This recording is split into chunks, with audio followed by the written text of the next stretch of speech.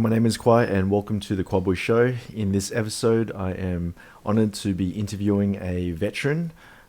He is a share trader and a trading veteran for over 30 years. And he's one of the first people ever to release a share trading book in Australia. He is the best-selling author of The Art of Trading and The Art of Options Trading in Australia. So his name is Chris Tate. And he's been trading for quite some time. He's been trading for over 30 years, and he has the type of interesting personality where he's got a very quantitative type of look towards life and trading in general. So I think that's an important component in terms of improving your success rate in trading, because as you know, psychology plays a major role in trading, because if you get too emotional, you're going to have more losses. So if you don't get emotional, then yeah, you're going to be able to withstand the pain and frustrations of trading and reach the winning edge, as Chris talks about a bit later on. So without further ado, I'd like to introduce you to Chris Tate. Thanks. Hello. Good morning. How you going? Good. And yourself? Yeah, good. Your audio is really, it's really amazing. The microphone. Oh, yeah. I'm trying a new setup.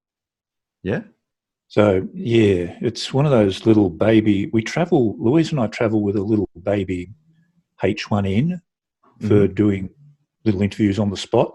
Oh yeah. And I've always used my big ass Zoom, the great big Yeti.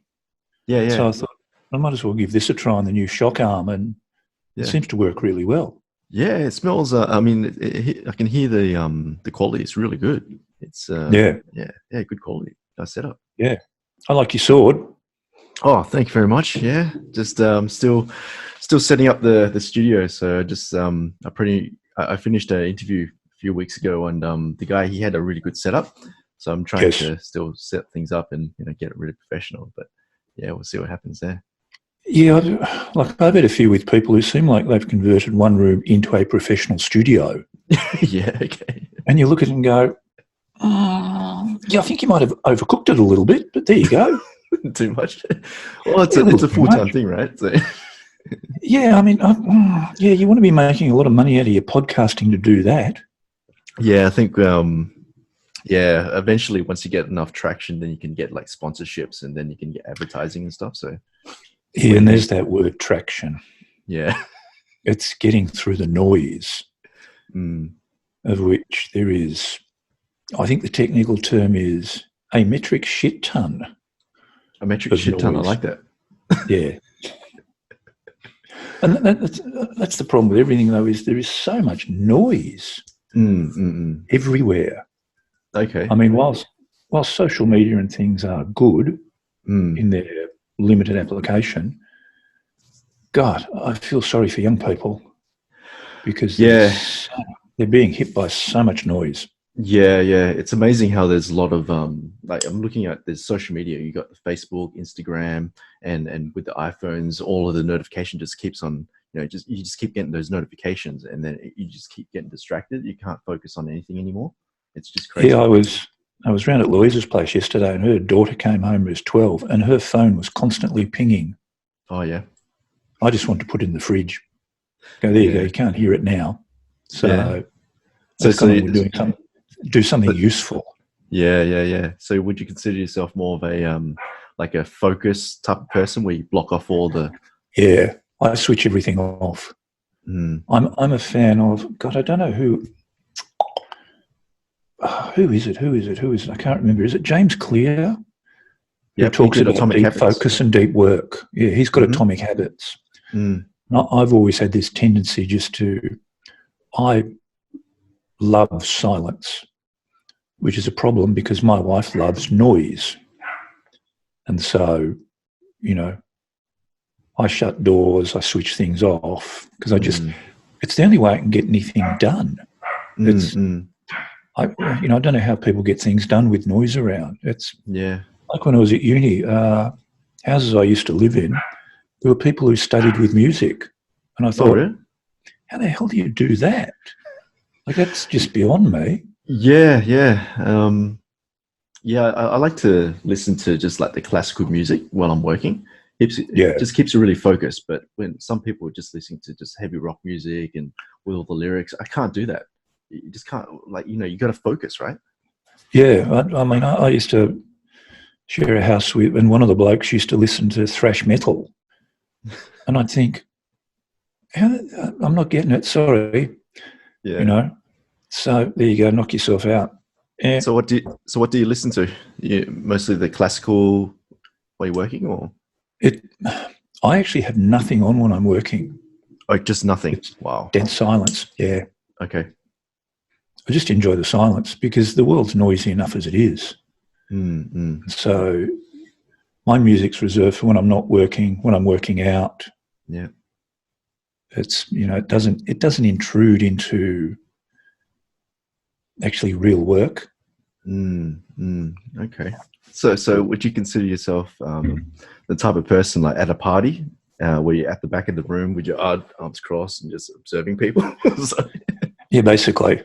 yeah, okay. Or you're not even at the party. You just Not even at the party. I think what happens is I work my way through university as a bouncer.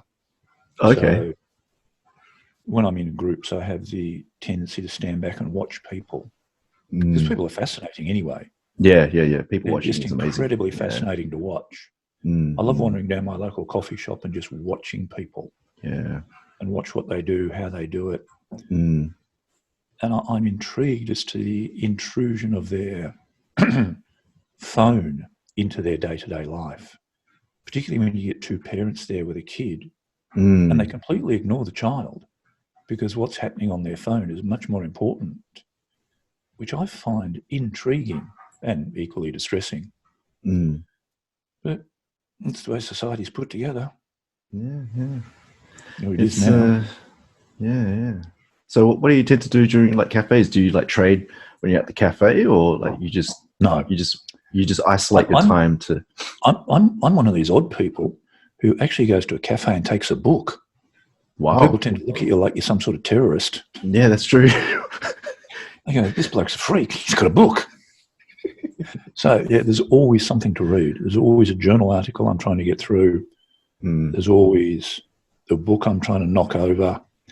And I try to resist the temptation of taking my Kindle and reading that. Okay. Take a real book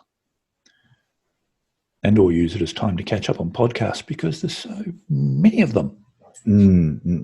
So do you think that trading has made you more of a concise, observant type of person?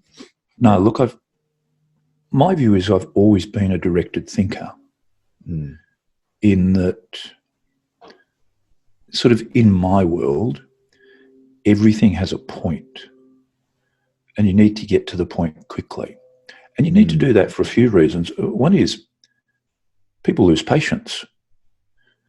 People miss what you're saying because they don't see the central point because they're caught up in the narrative around the central point. And that's problematic. So the sooner you get to the kernel of what you're attempting to say, the easier it is for you and the easier it is for everybody else. There's also less to remember. You don't have to remember as much. So if you've got some things you want to get to, it's a little bit like, I was having this discussion with Louisa's son yesterday. He lost 0.5 of a mark off a specialist maths exam because he misinterpreted the number of significant figures. And I said, look, don't worry. I used to get done because I would always miss one or two steps in the working because I could skip them and just go, I don't need to write that down. We're going on to the next one. Yep. But in the oddness of the way science is marked, the answer would be worth 2 out of 5. The workings would be worth 3. And I used to think, that's stupid. Surely the answer is the only thing you need. How you get there is irrelevant. It's a little bit like trading in that people are obsessed by how they get to the end point of the money. No, that's not the important part. The important part is just the money. That's it. So how you got there is an irrelevancy. And this is the problem with trading. People disappear down all these little rabbit holes, looking at this, looking at that, trying to find a magic way, instead of just looking and going, well, the end point is here. The end point is X. What is the straightest route between me and X? But the problem is, I think people have this problem with an attention span. They just struggle with attention.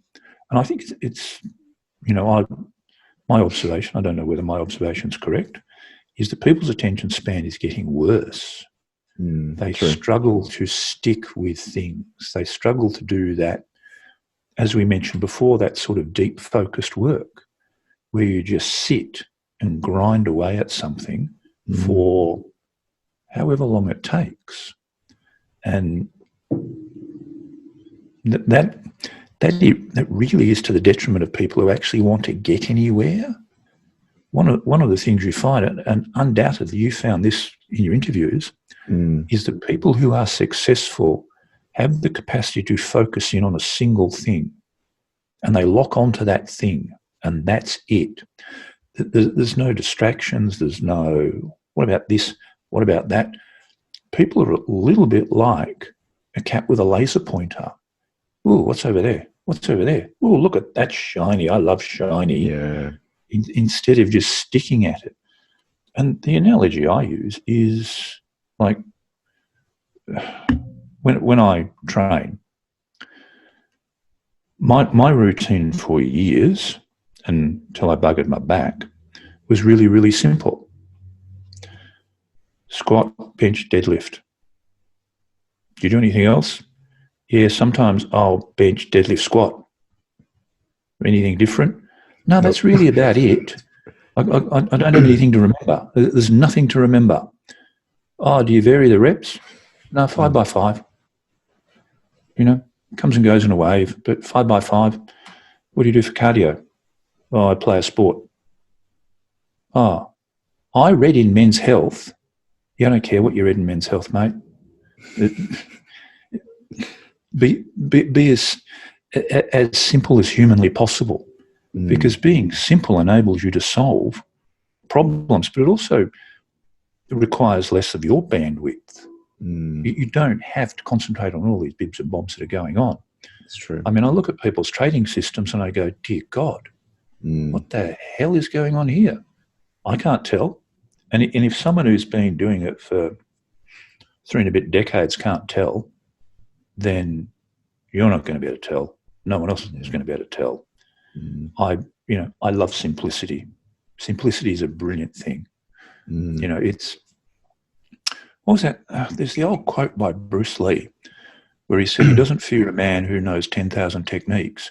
He fears the man who's practiced the one technique 10,000 times, which is kind of the way I see the world. Just be simple. It's true. Which is very difficult for people. That's something I've definitely observed over successful people, is that they've eradicated a lot of the distortion, a lot of the noise, and they just focus on that one or two things, the key things that tends to work. And they always say that the small levers, it tends to move big doors.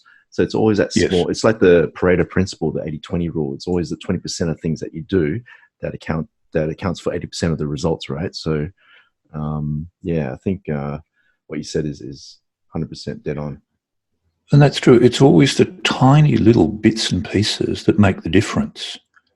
But it's convincing people that it is those focused little pieces that make the difference. And that's immensely difficult.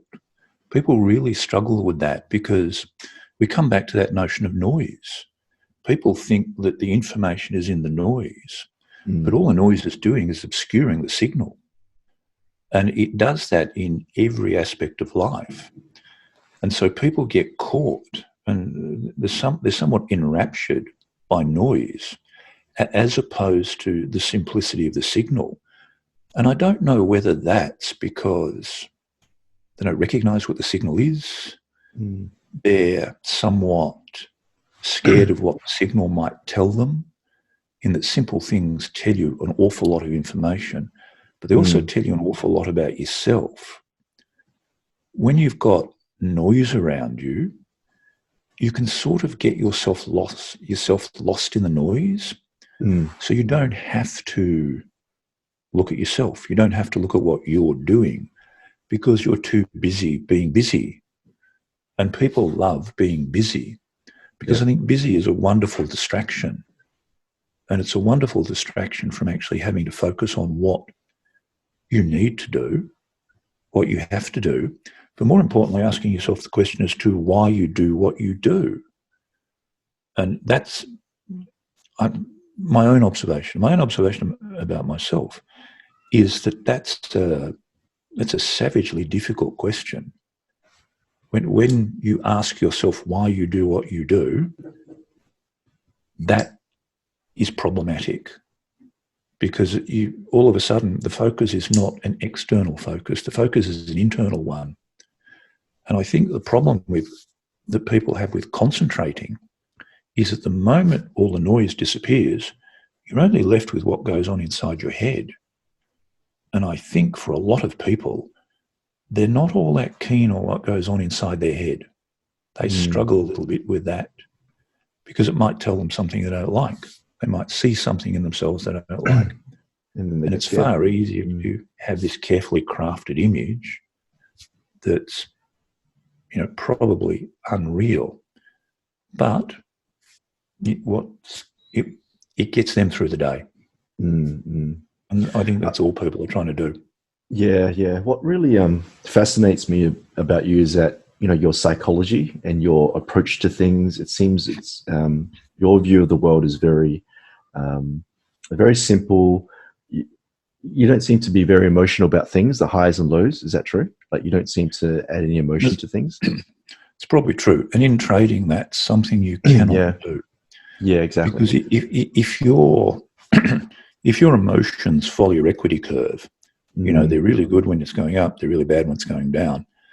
That volatility within yourself is immensely destructive.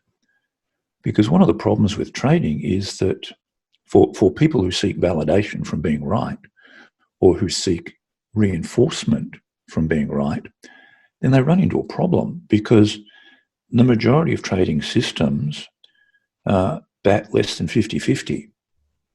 You're wrong more often than you're right. But the good thing is there's no nexus between being right and making money because what happens in trading is little loss, little loss, little loss, little loss, little loss, big win, little loss, little loss, little loss. You don't. There's no catastrophic failure.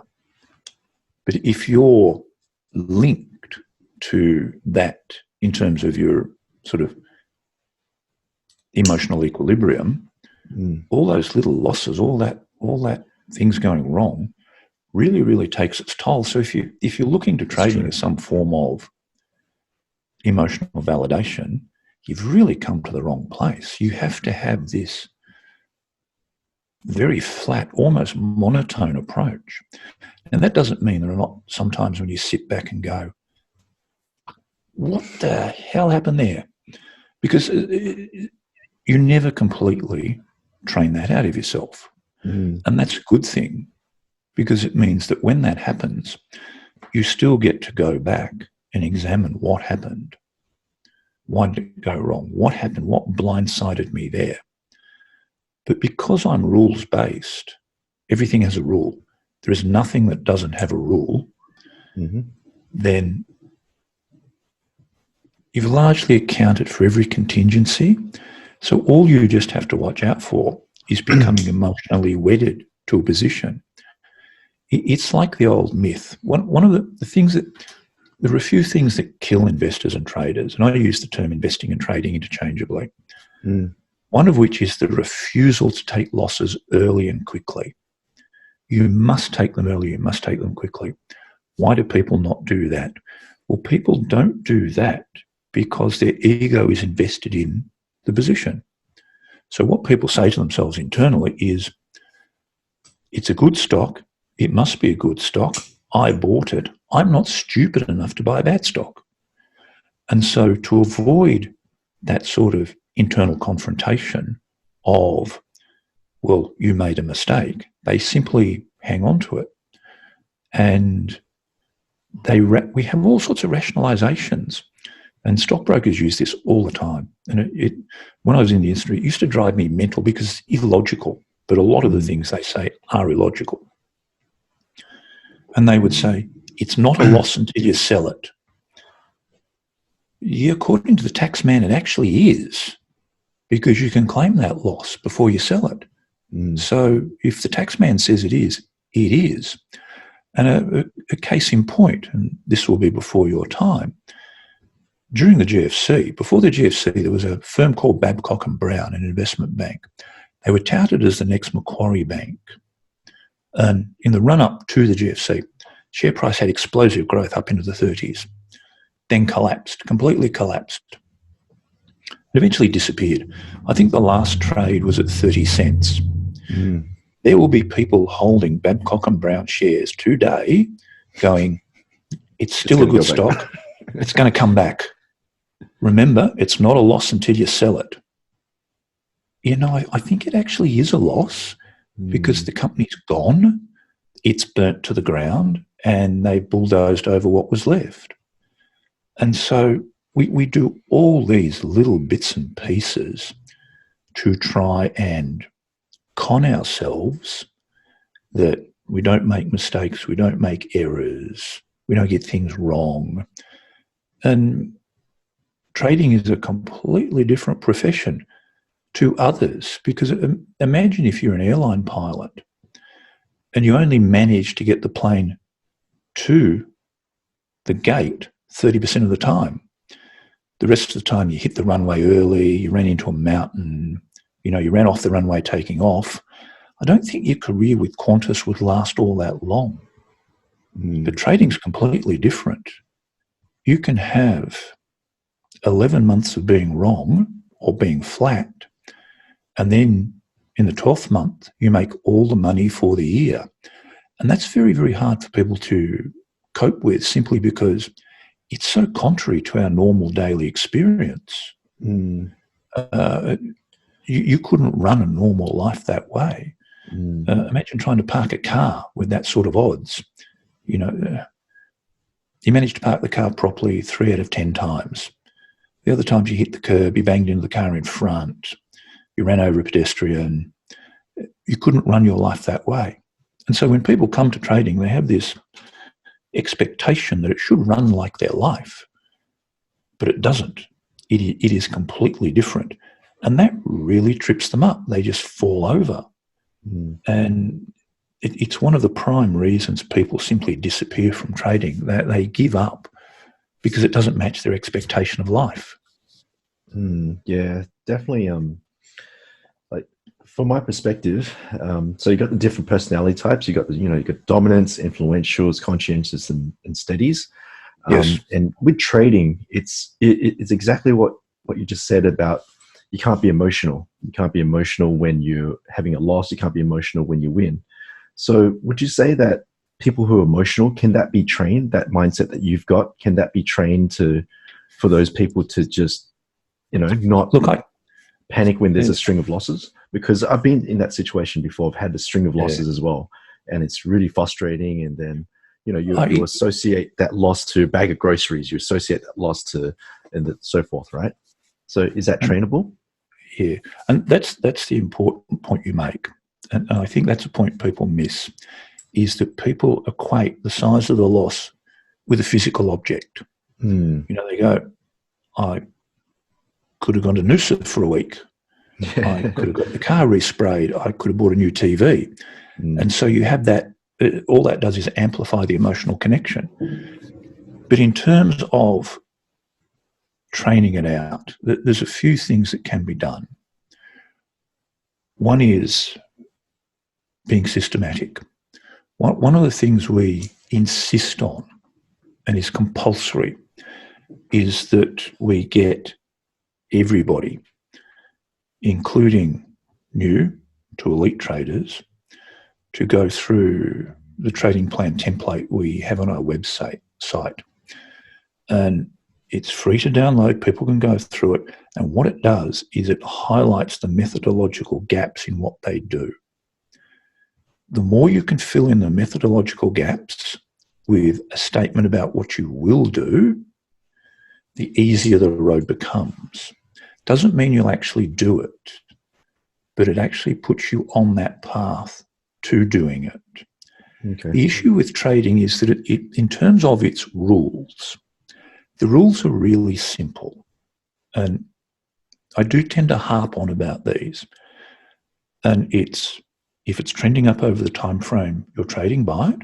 If it's trending down over the time frame, you're trading, sell it. Don't bet the farm.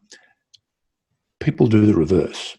So the rules are simple, but the execution is very hard. Think of it this way, as an analogy. Weight loss is immensely simple. Weight loss must obey the second law of thermodynamics, which says there's no free ride. So weight loss becomes an energy balance equation. So long as you are earning more than you take in, you will lose weight. There's no magic diet. Sugar's not the devil. Going keto won't help.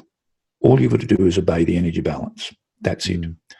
But there's a whole raft of sort of psychosocial factors that get in the way of people doing that, which is why weight loss is not a physical endeavor, it's a psychological endeavor. It's an emotional endeavor. The same is true with trading. Trading is not something that happens on the screen. Trading happens between your ears. And that's the issue with people. They think that trading occurs out there, somewhere over there. When I used to lecture, and I would lecture at the ASX and the SFE and various business schools, I would ask a simple question. And I would say, point to the market. Show me where the market is, please. And they would generally point somewhere vaguely towards the CBD or Collins Street here in Melbourne, where the exchange used to be located. And my response would be simple. You're wrong. Trading occurs here. It doesn't occur anywhere else. Because trading is an internal construct. It is your reaction to what's occurring in an external environment. And it is that reaction that dictates whether you are successful or not. If your reactions are illogical, ill-conceived, emotional, irrational, you can't be successful in any way, shape or form. If they're structured, disciplined, coherent, then you will be successful. But they're internal markers. And it's a little bit like, I'm a technical analyst. I'm quantitative in the way I view the world. Always have been. I'm not interested in your narrative, your story, or what you think about the company, or whether the MD's a good bloke. I love that. Care. It's simply nonsense. I don't care. And so in being quantitative, you have rules and structure.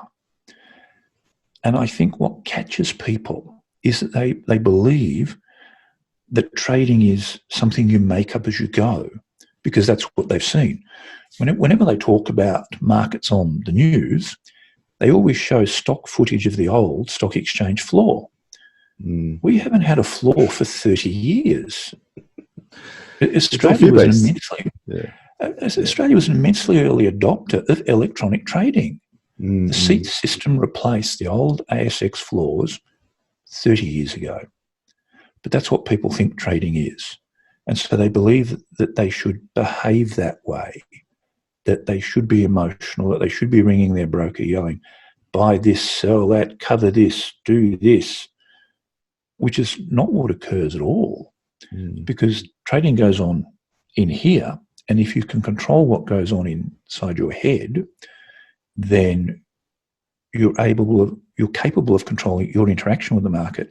You can't control the market, but you can control your response. And if you can do that, it means you've given yourself a slight edge. And strange enough, in trading, all you need is a slight edge to be successful. But it is getting that edge. And that's really hard for people to do. I think, what was that book that, was it Mark Douglas? He wrote the book. Yes, The Disciplined Trader.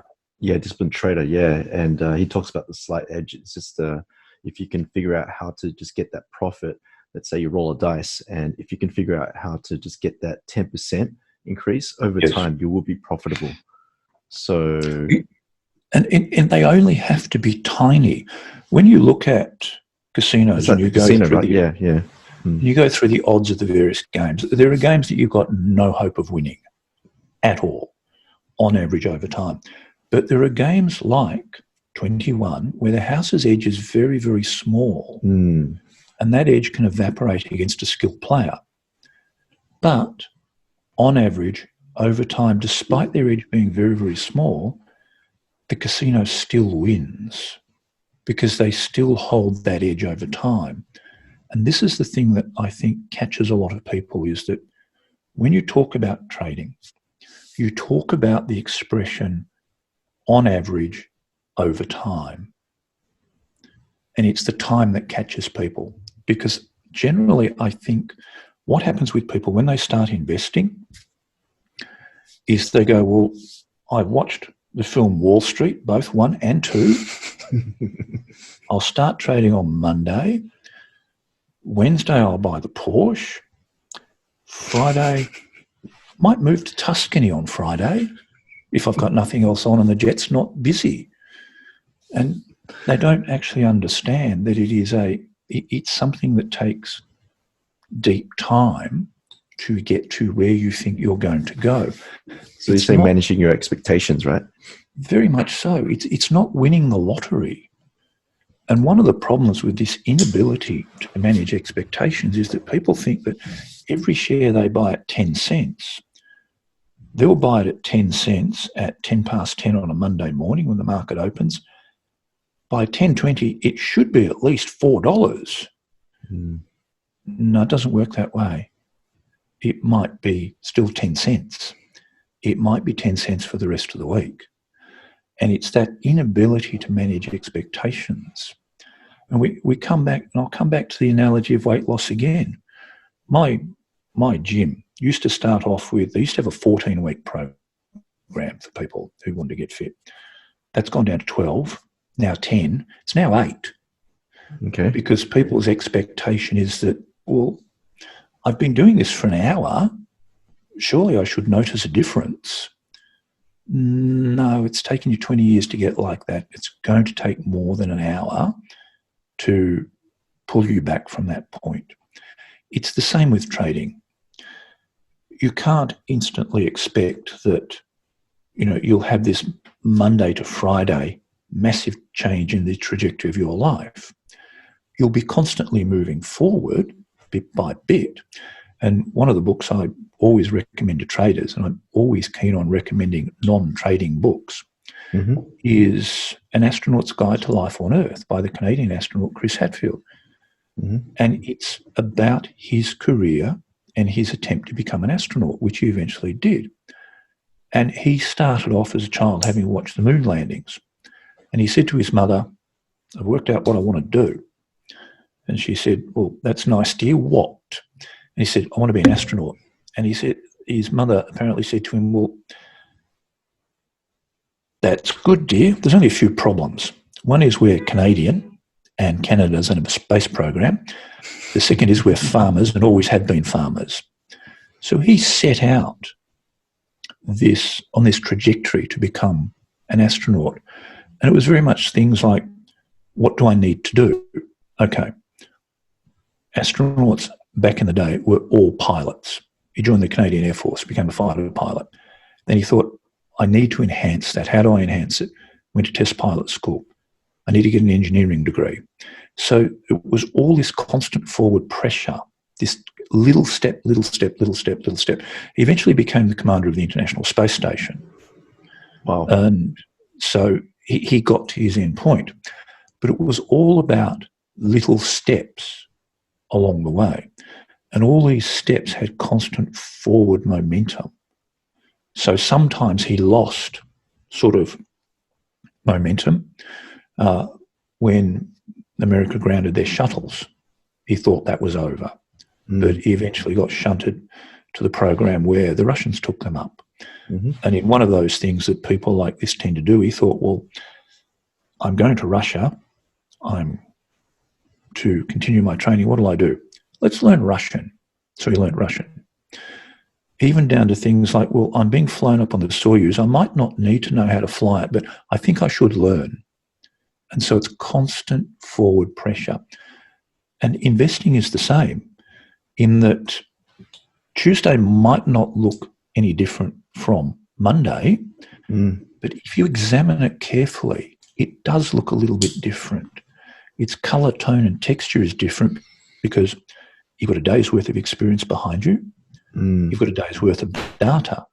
You can then do something with that data. You can sit back and reflect upon it and go, okay, that worked, that didn't. Why didn't that work? All right, I can't make it work. Let's remove it. So everything is this narrowing of focus towards your goal. Now, your goal might be to buy a Porsche and move to Tuscany. Fair enough. But unless that becomes more than a pipe dream in terms of, you've got a structure as to how to get there, it will always remain somewhere off in the distance. It will always remain one of those things, that terrible statement that people make of one day when. Well, unfortunately, when the statement one day has the qualifier of when, it never appears because there is no constant forward movement to actually getting there. There's no plan, there's no objective, there's no push. And if there's no plan and no push, you can't get anywhere. Yeah. You've actually got to have some sort of drive, some sort of movement forward. Without that, you'll stay in the same spot. My question to people is, what do you think your life will be like in 5 years' time? And I get all sorts of responses as to what it will be like. And then I say to them, something they do take offence at, and I say, well, look around you now. This is what your life will be in 5 years' time.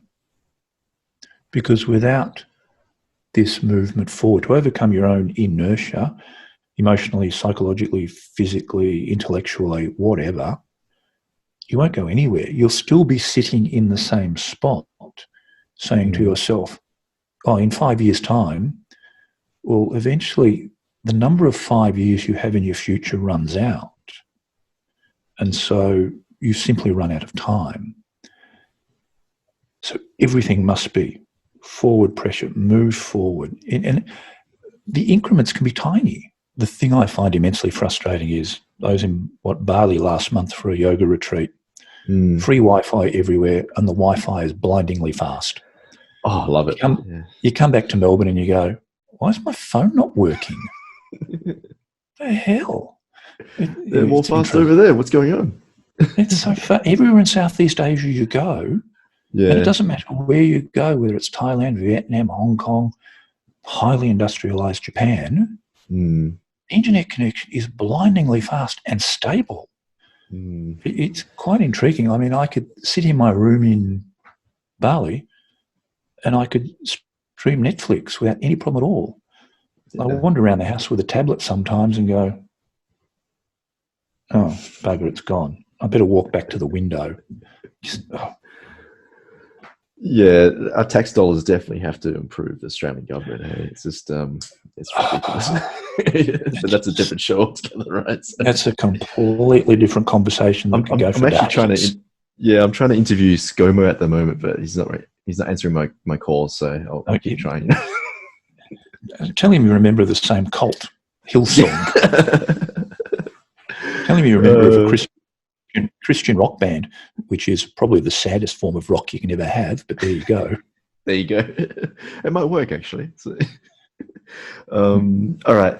I just want to go back to what you mentioned about long-term, right? So, okay, so you have to manage your expectations that trading, to be successful in trading, is a long-term game, right? Yes. So it could be you're expecting maybe about 10, 20 years. Maybe that's a good expectation.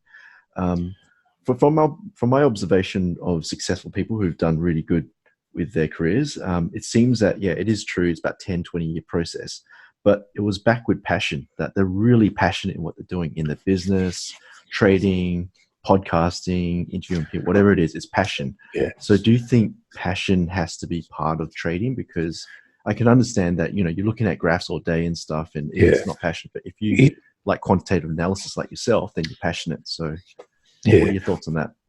I think I sort of have mixed feelings about this.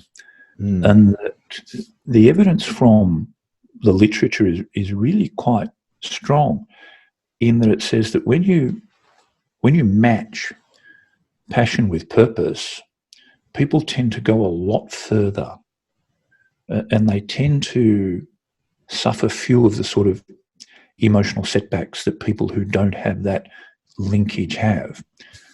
It's all right wanting to be passionate about wanting to own a Ferrari, but how are you going to get there?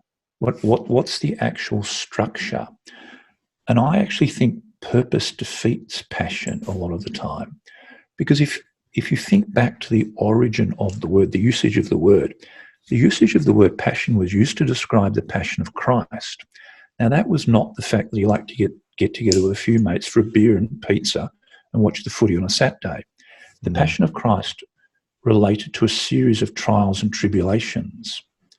Passion is, in brackets, suffering. Okay. And I think people miss that point. And this is why purpose is so powerful. If your purpose is to say, right, my purpose is to make myself the most effective investor, trader, person, husband, father, wife, whatever, then that provides a foundation that seems to be insulated from, knocks and little catastrophic events. Now, granted, if it's got a degree of passion behind it, then it is to a degree turbocharged. But the problem with passion is it comes back to that emotional connection you have with events. If your passion is to get a Ferrari, what happens if you don't? What happens if your time frame is, I want it by the 1st of February 2020? Okay, what happens if you don't have it? What is the fallback position? And the fallback position for people in that situation is often to regard themselves as a failure and to suffer a great and often lasting wound that they can't overcome. So when you look at successful people, I think one of the things that people miss is they see the aura of success. They see how successful people live, what they do. And in many ways, they take the wrong lesson because they miss the notion of what was the system that they used to get them there and what was the internal purpose they had to get them there. Not the passion that drove them. What was the structure, the system, and the purpose? Because when things go to shit, as they do, and they do for everybody, I've never met anybody anywhere in life who has not woken up one day and gone, oh, dear God, what the hell? And I'm quite certain even people like Bill Gates roll out of bed some mornings and go, really? What am I doing? This charity shit again? I'm so sick of talking about malaria. Christ, can we do something else? But his purpose, cure malaria. Structure, his charity. So they drive forward in tandem. And without structure, you run into problems. And for investors, structure is their trading system. It is their plan. So that when everything goes wrong, you fall back onto it. When you look at high-performance individuals, they all work around structure. If you look at, when you wander onto a commercial airliner and you sit down, cockpit doors open, the pilot and co-pilot are not sitting there going, yeah, we're going to Adelaide, aren't we? How do we get there? Oh, shit, I don't know. I think we just go to the end of the runway and turn left, don't we? Keep the coast on our left and we'll fly over it. Yeah, I reckon that'll work.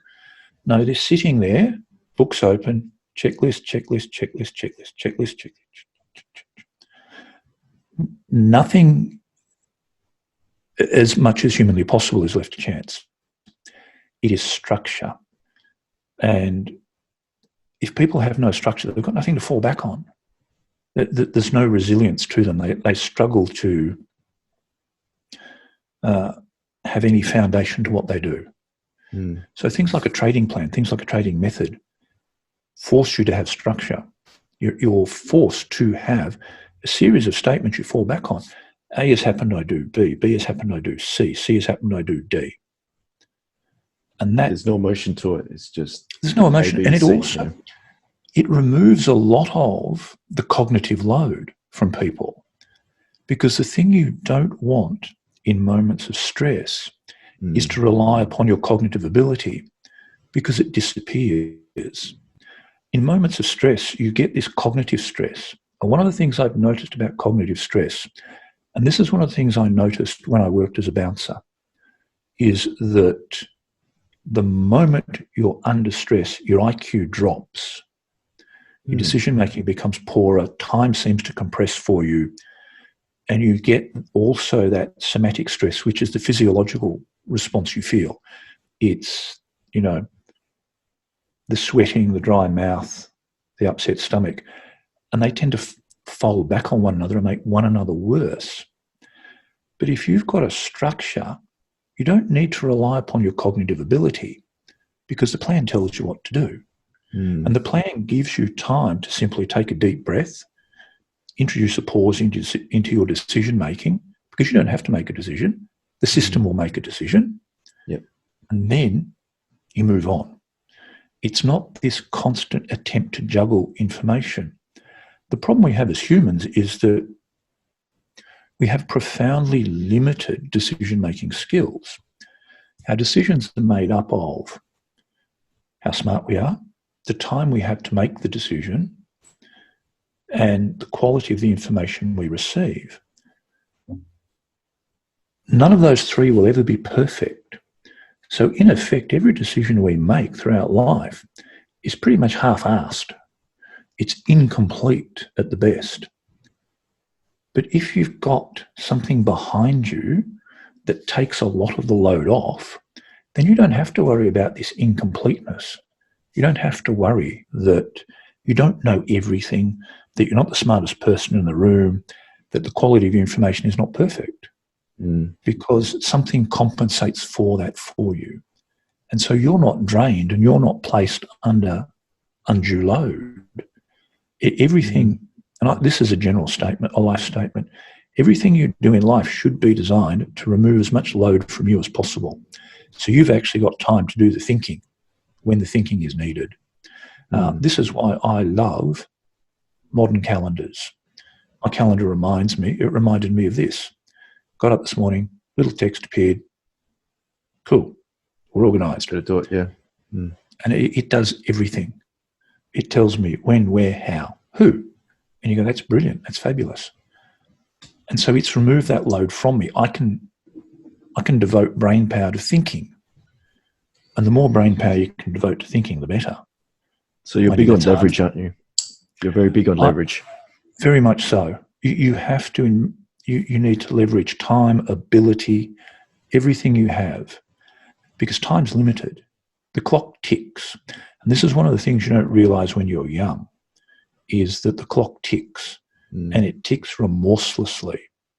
And when you're young, you think you can get away with it, and you can to a degree. The good thing about being young, when I watch young people, is that you can trade time for stupidity. So you can make mistakes, which is a good thing, because we all do. And you have to make mistakes, because they're, for the right person, the most valuable of all learning experiences. For some people, they simply are stuck in Groundhog Day and they repeat the same mistake over and over and over again, because they don't have the internal resources to look at the mistake and go, oh, that's me, as opposed to that's always someone else. And so that's the joy of being young. But you need to leverage time and ability as much as possible. And when people talk about leverage in the trading concept, they think of I'll just borrow money to invest. No, you've actually got to leverage yourself so that you get as much out of yourself as possible. And this comes back to the notion of, I've never met anybody who could not trade. I've met people who refuse to let themselves be that person, but I've never met anybody who could not trade, because trading's so simple. You know, I buy BHP at X price and I sell it at X plus 10. It's not brain surgery. It's not rocket science. It is a very, very simple endeavour, but people won't let themselves be the person who can do that.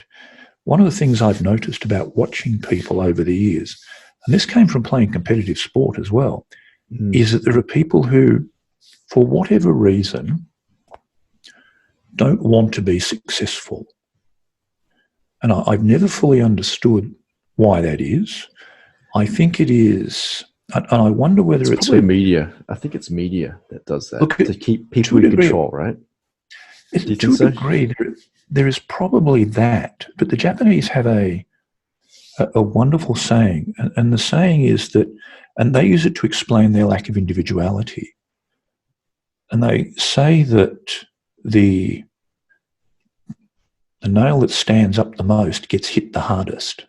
And that is their way of saying that if you stand out, then society will drop on you. And Japanese society is very much like that. It is one of conformity. It enables them to do remarkable things that we can't do, like get their trains to run on time and not be dickheads. But it also means that they suffer in terms of decision making, because individuality is frowned upon. But the intriguing thing is Japan has a wonderful counterculture. They have wonderful counterculture music. They are mad keen on cars. And robots as well. Mad keen on drifting, mad keen on robots. They do things differently, but they like being Japanese. But being Japanese is hard. And I think in many ways, people suffer from the same thing. They don't want to be successful. They struggle with the notion of being that person. I don't know whether it's because, you know, in Australia we have the tall poppy syndrome. We have whatever. There's also crab mentality as well. Yeah, and there's a lot of that. Yeah, there's a whole raft of things that catch people and stop them. And so I've never met a person who can't trade, but I've met people who don't want to become the person they need to be to move on. And we come back to the weight loss analogy. I've met people who for the past 20 years, every year, have been doing a new diet program. The diet program's not going to do it. The change must be internal. You must want to be the person who becomes the person you look at or you aspire to be.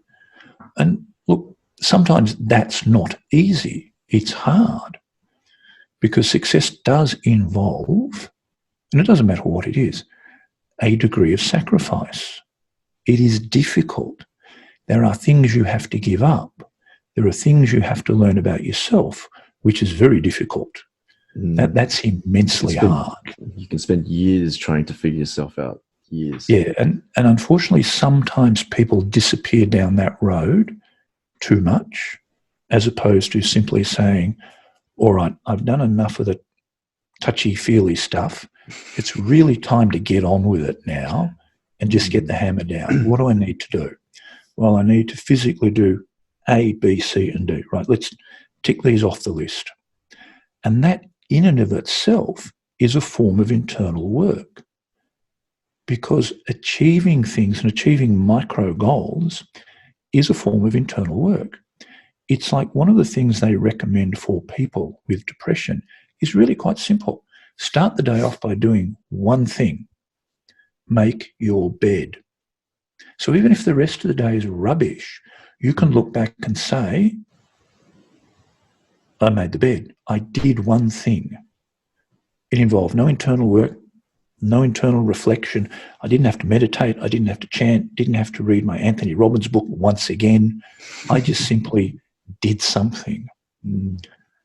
And one of the things I've noticed about successful people is they make lists and they tick things off, they cross them off. And if it's not done, it's carried forward to the next day. And then it's done again. Unsuccessful people don't tend to make lists. They don't tend to have this, today I must achieve these. And that, as I say, is a form of internal work, because at the end of the day, you look back at the things you've done. And we come back to this point I made earlier of, that's constant forward pressure. You know, if your list as a trader consists of, must fill in the trading plan template. Okay, filled in the trading plan template. This point's missing. All right. I need to tomorrow find out what that point is. Why haven't I got that? And move forward bit by bit by bit by bit in this sequential, segmented way. And once you do that, once the journey begins, you do get momentum. You do move forward with momentum. And the good thing about momentum is when you suffer shocks, and everybody does, everybody has shit days, weeks, months, years. That just happens because sometimes the universe is a prick. And sometimes... I love that. I'm going to get that on my T-shirt. Yeah, sometimes it just picks on you and you go, oh, for God's sake, you asshole. But because you've got momentum, you've got a capacity to absorb that. The people who I see struggle have no forward momentum. So there's no energy to them. So that when they encounter a shock, instead of it just slowing them down, it actually stops them and pushes them back. So instead of being at, point A is their start point, they're now at point A minus some quanta. Whereas people who've got forward momentum and who realise they can do things go, yeah, I've been slowed down, I've been knocked off course a little bit for a while, but because I've this raft of experience of doing things behind me, I can move forward. I can absorb that and keep going. And this is the thing. Successful people absorb shocks, be they physical, emotional, intellectual, financial, and they keep going. The number of times, for example, another one of the books I recommend that traders read is Market Wizards, which is the story of very, very successful traders. And what you note is that they all had failures. And sometimes they were catastrophic. And in particular, if you read the case study of, is it Mark Cook or Mike Cook? I can never remember his first name. Good man. He buried not only himself, but his parents, but managed to recover. And so, but because he knew he could do things and he had a purpose, it wasn't catastrophic. He just didn't drop his bundle and give up.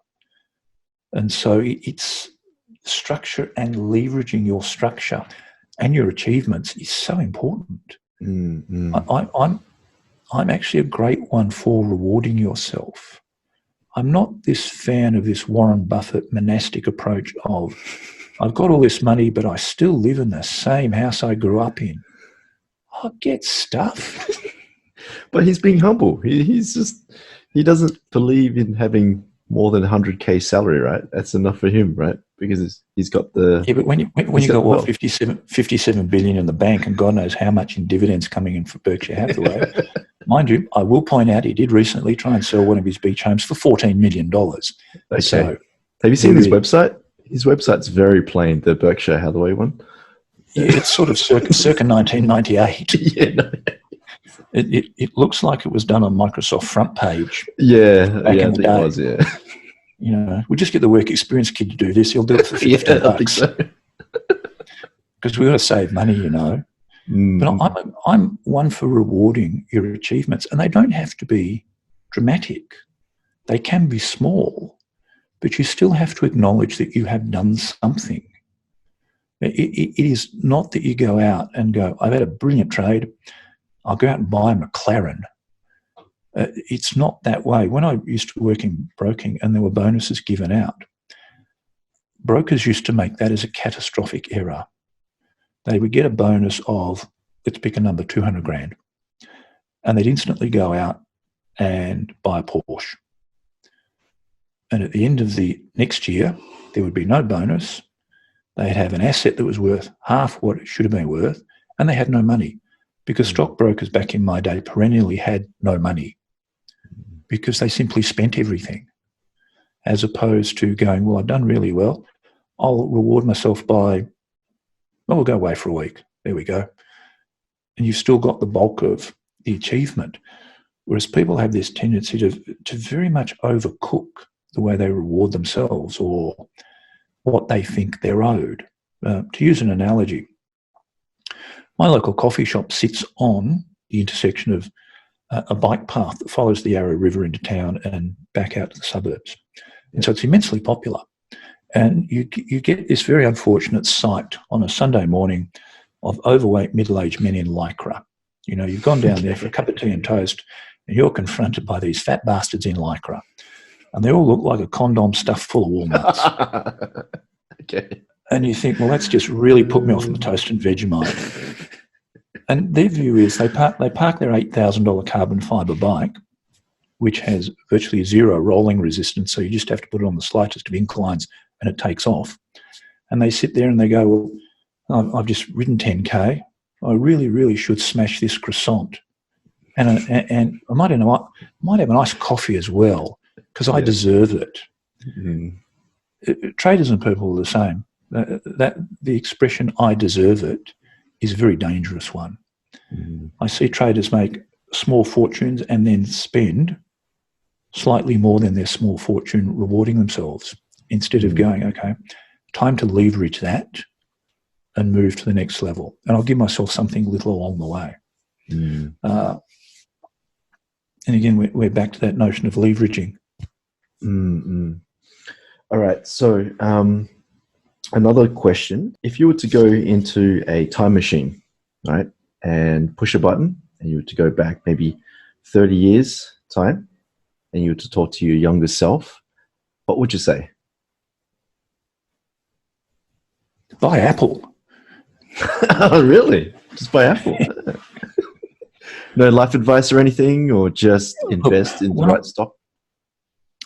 No, it would be, and this is very, very much like, and I don't know whether you've seen them, successful people, be it in whatever field, have been asked to write a letter to their 12-year-old self and say, what advice would you give them? Mm.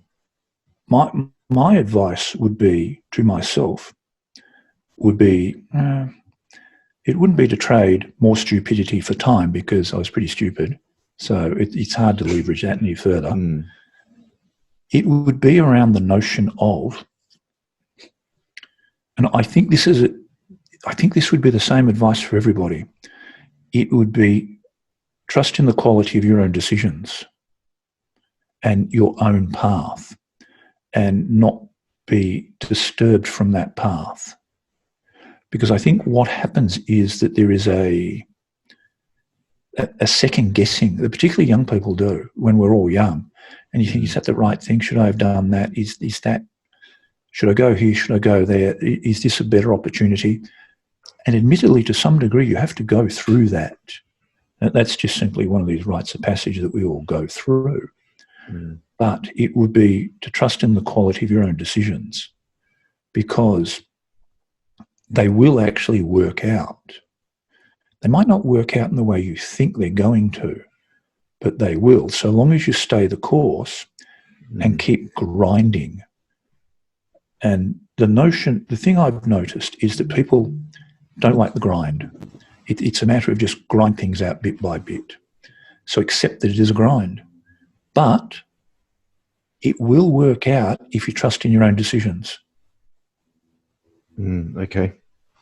Are you still there? I am. Okay. Yep. No worries. Yeah. Okay. Fantastic. All right. So how can people get in contact with you, Chris? Easiest way to get in contact with me is I'd recommend two things. One, download our trading plan template from tradinggame.com.au.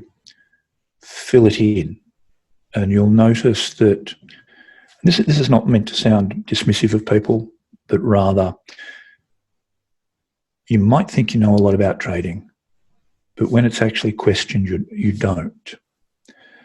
The second way is come on the website and subscribe to my blog, where I constantly rant, rave, put things of interest up.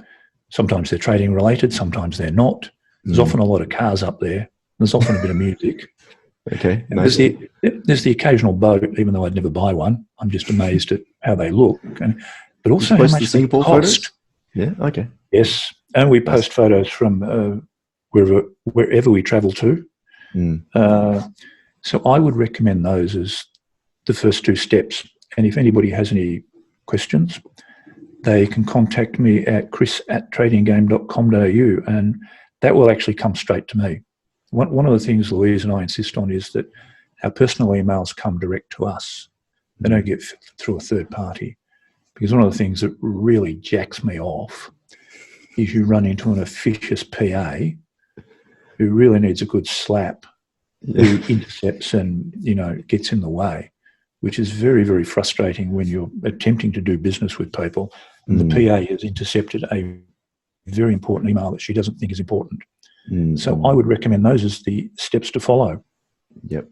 Yeah, I spoke to like this a few years ago when I interviewed Louise, and I went straight to her, and she was really lovely. She was great on email and on the interview as well. And Caroline, speaking to you, everyone's just really nice talking to your team. So yeah, we have one of the insistences we have in terms, we have very few corporate policies other than, everybody wears pants, is that no dickheads.